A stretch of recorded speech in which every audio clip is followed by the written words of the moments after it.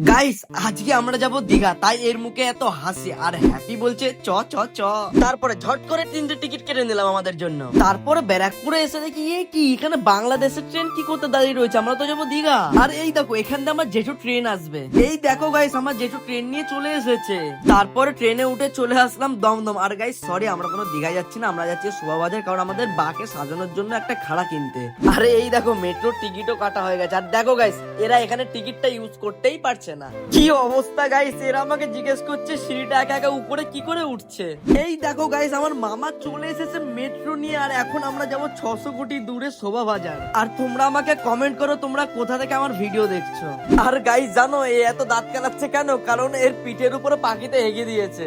আর guys সত্যি বলতে এই দোকানে সব রকমের জিনিস থাকে, কিন্তু এই দাদাটা কি বলবো গাইস, আমরা কতক্ষণ ধরে এসে দাঁড়িয়েছিলাম কিন্তু আমাদেরকে অনেকক্ষণ ওয়েট করিয়েছে, তারপরে এসছে না করে 1 ঘন্টা।